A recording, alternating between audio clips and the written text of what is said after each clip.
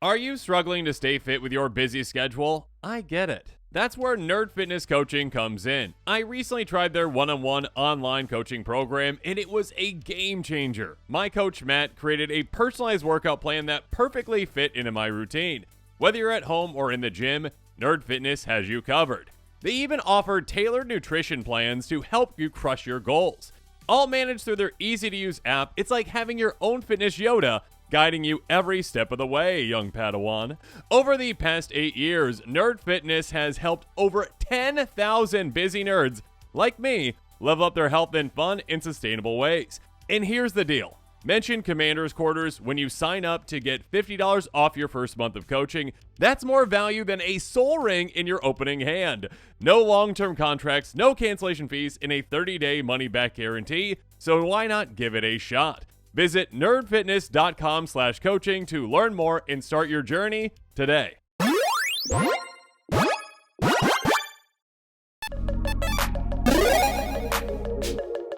Hey everyone, Mitch coming in for the Commander's Quarters studio. Welcome to the show. So on today's episode, it's the moment you've all been waiting for. That's right, the Golden Pig Awards of 2024. What are my favorite commanders for this year?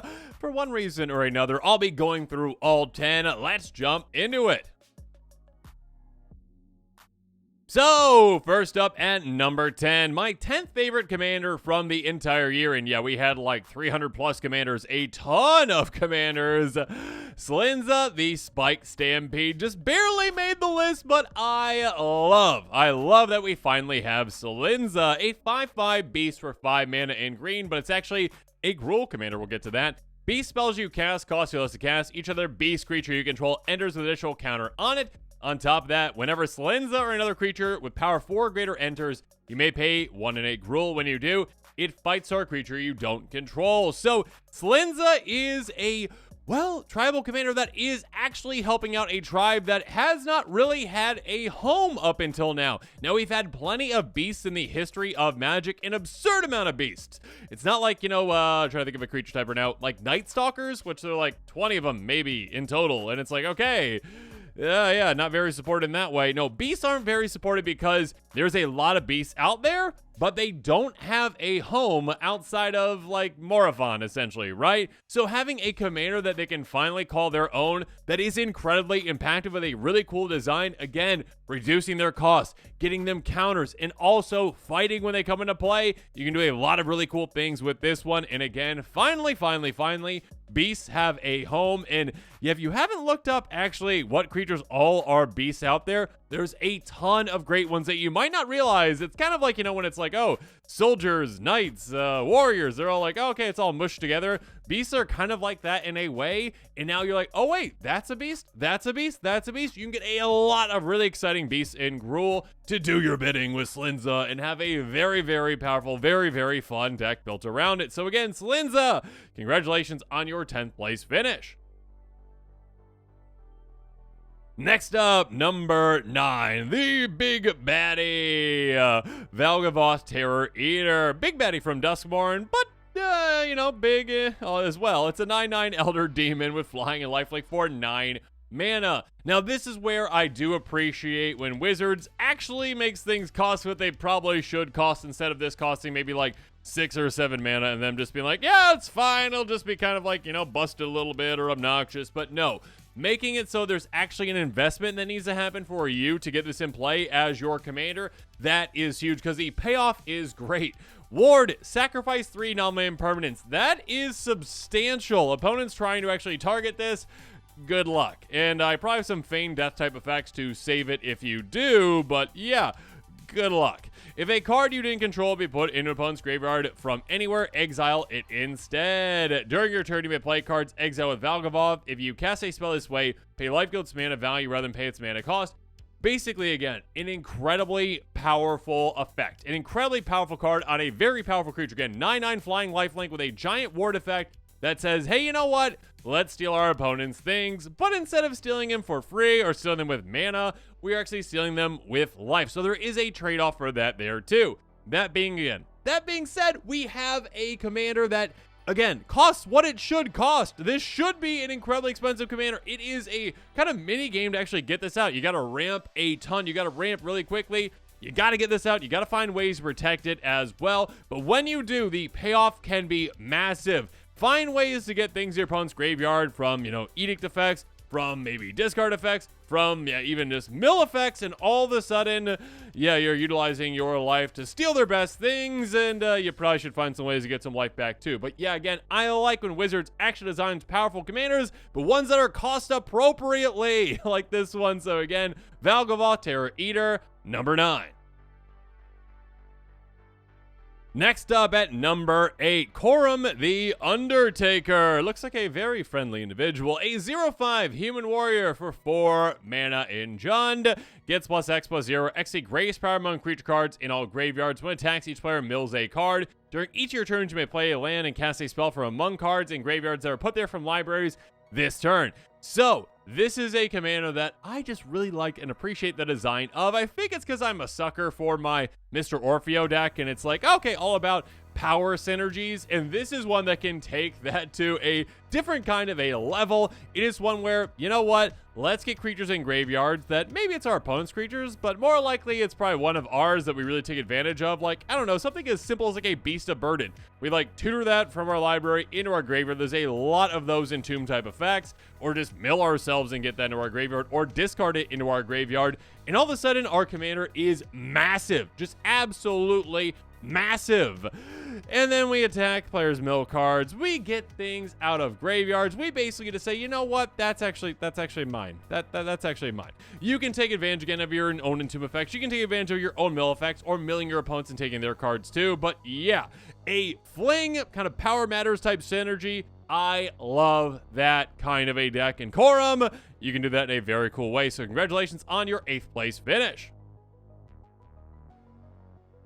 Next up, a really cool design, a type of commander I never thought we'd see. 7th place, Amatu Veil Piercer, a 2/4 human wizard for 4 mana in Esper. At the beginning of your upkeep, Surveil 2, but most importantly, each enchantment card in your hand has Miracle. Its Miracle cost is equal to its mana cost reduced by 4. And again, with a Miracle card, you can cast it for its Miracle cost when you draw it if it's the first card you drew this turn. Now, newer players might not realize this, but Miracle is not just, oh, okay, I get like a giant reduction of cost when I draw it on my turn. No.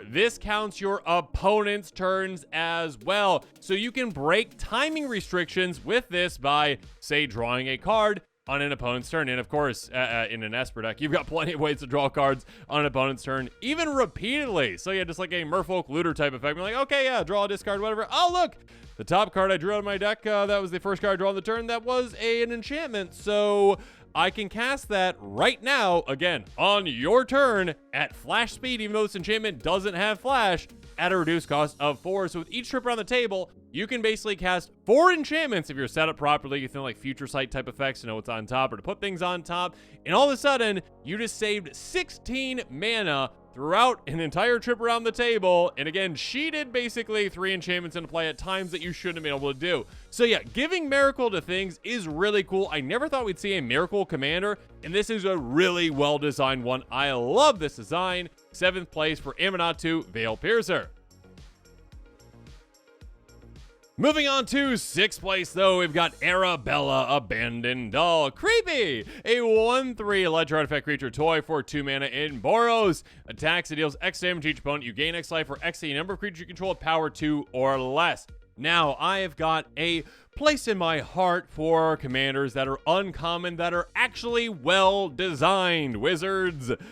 When they first started doing like uncommon commanders back in Dominaria, I mean, more focusing on them, I should say, we got some really cool ones. We got some really well-designed ones, some bad ones too. But then I feel like it kind of fell off, where we got like a lot of terrible ones where it's like, okay, copy paste a better commander and then make it uncommon and much worse. So same effect, but much worse, and no one's gonna play it, and it's pointless. Yeah, this is not that. This is a unique design. I like to see those unique designs. I like to see ones that are not, again, it's not an overpowered effect. It's a really cool effect that you can build around. And again, it is anything but uncommon with how just unique it is compared to, oh, it has to be a rare, it has to be a mythic for it to be good. No, this is a really cool design. Again, get a bunch of low to the ground creatures out. Get them out quickly, get them out of nowhere, secure the waste type effects essentially, and then swing and punish your opponents while gaining life. So you can utilize life gain synergies, you can utilize damage doubling effects, you can utilize extra combats, you can utilize a lot of cool different things with this one, and all of a sudden, you are just decimating your opponents with this tiny little creepy doll that is an uncommon commander, but again, anything but uncommon with its effect. Again, thank you, Wizards, for making some more good uncommon commanders, and please stop making really, really terrible ones that we don't need at all. 6th place for Arabella. Next up, moving on to 5th place, we've got Taiwen Perfect Shot, a 2/3 human mercenary for 2 mana in Boros. Whenever a source you control deals non-combat damage to a creature equal to that creature's toughness, draw a card equal. Oh my gosh. I love when we get commanders that are so specific, do something so unique. That is this. Again, literally, it's not like, oh yeah, if you just take out your opponent's creatures with non-combat damage, or, you know, if it's excess damage, all right? It's like, that's pretty easy to do. This is like, oh no, I like really have to like super build around like this to make sure that I can actually get to the equal amount and take them out. Also, I can pay X and tap it. If a source I control deal non-combat damage to a permanent player this turn, deals that much damage plus X instead. So yes, a way to essentially get that amount to the perfect amount. Being able to say, okay, I'm pinging everything for, say, 1. My opponents have a couple creatures at 3 toughness or 4, whatever. I'll pay a couple extra mana with this to adjust that up to be able to get it to the amount that I need to draw a bunch of cards with this. It's not overpowered. It's a really cool design. And of course, it can utilize some really janky cards like that one Archon that turns all creatures into 3/3s essentially. And you're like, oh, okay, cool. I'll take advantage of that. And all of a sudden, I'll take out all of your creatures at the same time while drawing like 20 cards. And also just utilizing it in a really cool way. So again, a commander that is designed in a very specific way, utilizing very specific cards that otherwise can be quite garbage in Commander. So giving you unique cards, a unique build around it, and still very flavorful, very powerful, and very fun, but not overpowered. I love this design. And again, for a 2-color combination that usually doesn't have a bunch of card draw like this, it's really cool. 5th place for Taiwen Perfect Shot. Speaking of a really cool design, though, something incredibly unique in this color combination, Renmaw Creaking Nest. Yeah, a lot of really, really cool pre-con commanders this year that really spoke to me. This one especially, 5/5 Scarecrow with Menace and Reach for 5 mana in Golgari, enters the battlefield, and whenever you play a card with 2 or more card types, each player creates a tap 2/2 Blackbird creature token with flying. The tokens are goaded for the rest of the game. The flavor of this is just absurd. Okay, I've got a Scarecrow, there's crows around, but they're not coming at me because I've got a Scarecrow. So, yeah, you go elsewhere, all right? You go elsewhere. I'm giving everyone creatures that have to attack each other, and all of a sudden, chaos is going to be ensuing. But again, when it comes to goad-type strategies, when it comes to goad-type commanders, they're almost always exclusively in some combination of red plus, or just red. This one is in Golgari, no red to be seen, so it gives you a unique build, and again, a unique way to build around it. The enter the battlefield, you can't really take advantage of that too much except for some Feigned Death type effects, which is still nice. That being said, playing a card with 2 or more card types, that's very easy to do, and in fact, you can do a really cool build around this one where you're building artifact creatures specifically that is 2 or more card types, and of course, utilizing maybe some card reduction, some cost reduction for those artifacts. Yeah, like Artifact Goad Tribal in a weird way works incredibly well with this, and you can do some really spicy things because you've got, of course, green cards and black cards, which can bring those artifact creatures back from your graveyard, back to your hand. You can use some Edict effects. You can utilize some, well, Aristocrat style synergies in there too, all while having Chaos Goaded Crows flying everywhere at your opponents. What's not to love about that? Yeah, a really cool design for a commander. I absolutely love it. 4th place finish for Renmaw. Next up, speaking of a really cool design that really blew me out of the water right away, 3rd place finish for the Mind Skinner.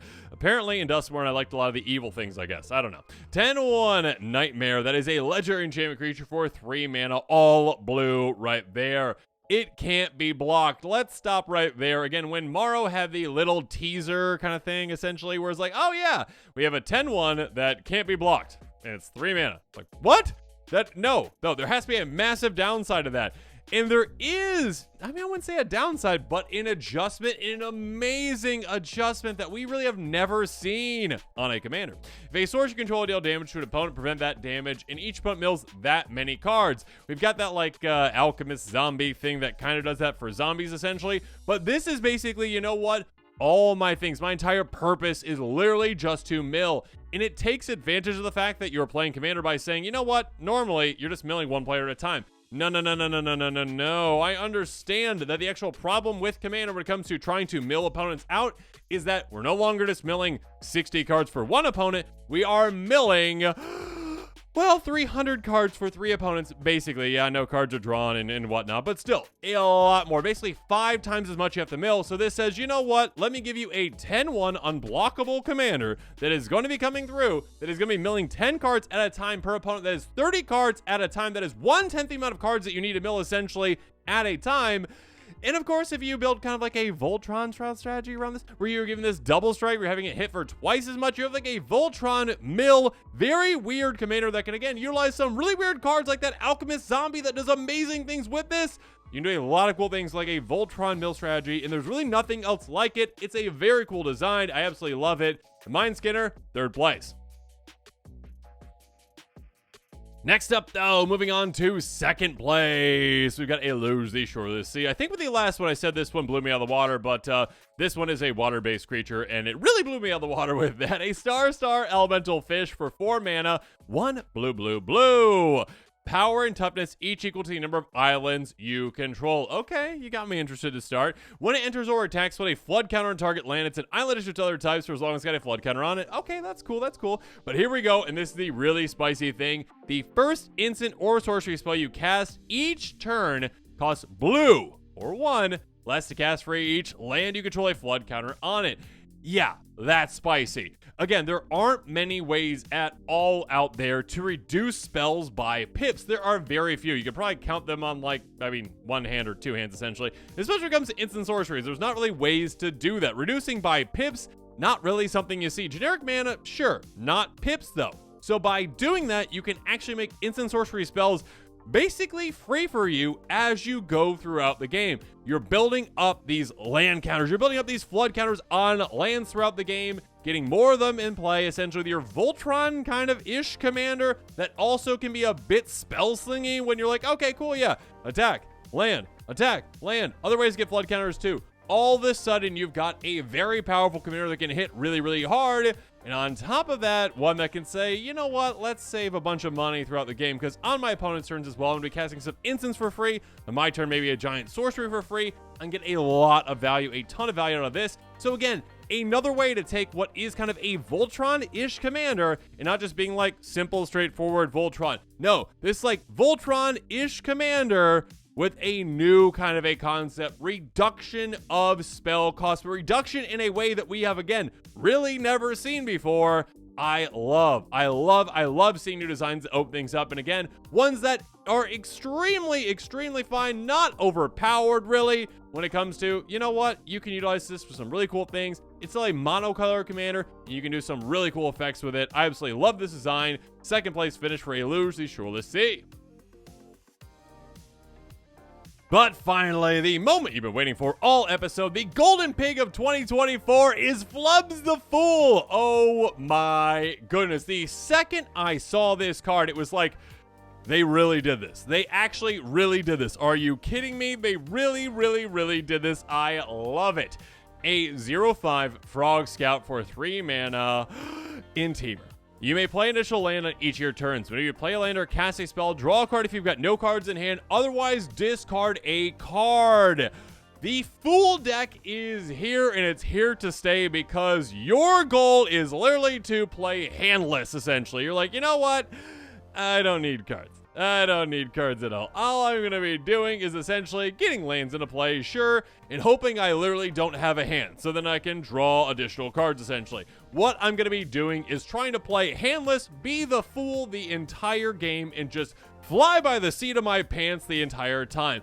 It's a unique design for a commander that loves to live on the edge, and I absolutely love that. There's a give and a take to it. There's a risk to it. There is benefit. There are unique effects that you want to build with. There are unique cards that you want to build with. There are cards that are complete garbage in Commander that work in no decks out there at all, except for this one. There are ones that are like, hey, you know what? You just want to discard a bunch of cards for no reason? You're like, yes, absolutely. I'd love to not have a hand. Because I'm a very foolish player, I am Flubs the Fool. I love when commanders give you these kind of weird synergies, let you do weird things with them, and essentially all of a sudden you are building a very, very strange deck that your opponents are like, what in the world is going on? You're like, don't worry about it. Things are going really good over here. Being able to play in a unique way is something that I love to see with commanders, and Flubs the Fool lets you do that in spades because, again, your goal is literally to not have a hand. Your goal is to play handless, which is something that nearly no other commander out there actually wants you to do. It is the opposite of what you're supposed to do in Commander, right? You're supposed to build resources. You're supposed to get lands out. You're supposed to have a giant hand. And you're supposed to just Simic win to victory, right? Wrong. Not with Flubs the Fool. Sure, you'll get lands out. Sure, you have a lot of lands out. You've got a lot of mana to use, but you want no hand. You want to not have a hand. You want to be like, you know what? I don't need a hand. I just need to play one card, then another, then another. Cool. I'm good with that. I can make that work. So Flubs the Fool, you are an incredibly unique commander. Probably, in my opinion, the most unique commander out of this entire year, and you have stolen my heart. In my opinion, you are the golden pig of 2024. And with that, this episode is coming to a close. Make sure you comment below with your thoughts on this one. And of course, as always, thanks again and have a good one.